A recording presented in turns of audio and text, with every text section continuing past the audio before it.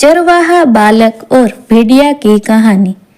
एक गांव में एक चरवाहा बालक रहता था। वह रोज अपनी भेड़ों को लेकर जंगल के पास स्थित घास के मैदानों में जाता था। वहां वह भेड़ों को चरने के छोड़ देता और खुद एक पेड़ के नीचे बैठकर उन पर निगाह रखता। उसकी यही दिनचर्या थी। दिन भर पेड़ के नीचे बैठे बैठे उसका समय बड़ी मुश्किल से कटता था। उसे बोरियत महसूस होती थी। वह सोचता कि काश मेरे जीवन में कुछ मजा और रोमांच आ जाए। एक दिन भेड़ों को चराते हुए उसे मजाक सूझा और वह जोर जोर से चिल्लाने लगा, भेड़िया आया, भेड़िया आया। वहां से कुछ दूरी पर स्थित खेतों में कुछ किसान काम कर रहे थे। चरवाहे बालक की आवाज सुनकर वे अपना काम छोड़ उसकी सहायता के लिए दौड़े चले आए। लेकिन जैसे ही वे उसके पास पहुंचे, वह ठहाके मारकर हंसने लगा। किसान बहुत गुस्सा हुए, उसे डांटा और चेतावनी दी कि आज के बाद ऐसा मजाक मत करना। फिर वे अपने अपने खेतों में लौट गए। चरवाहे बालक को गांव के किसानों को भागते हुए अपने पास आता देखने में बड़ा मजा आया।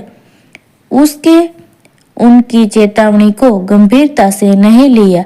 अगले दिन उसे फिर से मस्करी सूझी और वह फिर से चिल्लाने लगा, भेड़िया आया, भेड़िया आया। खेत में काम कर रहे किसान अनहोनी की आशंका में फिर से दौड़े चले आए, जिन्हें देखकर चरवाहा बालक फिर से जोर जोर से हंसने लगा।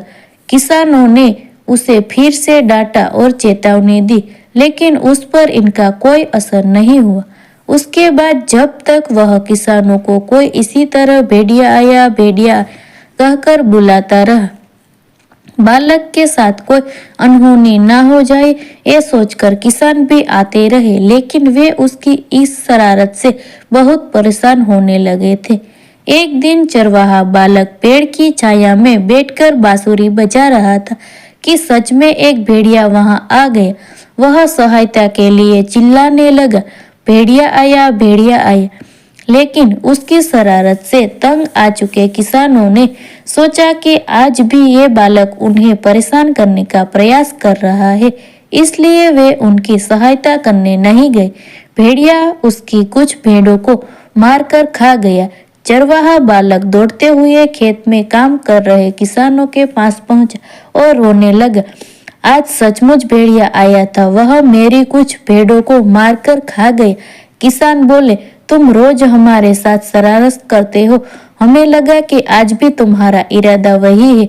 तुम हमारा भरोसा खो चुके, इसलिए हमसे कोई तुम्हारी मदद नहीं करने आया। चरवाहे बालक को अपनी गलती पर एहसास हुआ और उसने प्रण लिया कि वह फिर से झूठ नहीं बोल और दूसरों को परेशान नहीं करेगा। यही बात से यही सीख मिलती है कि बार बार झूठ बोलने से लोगों का विश्वास चोट पहुंचती है और उनका विश्वास टूट जाता है। किसी का विश्वास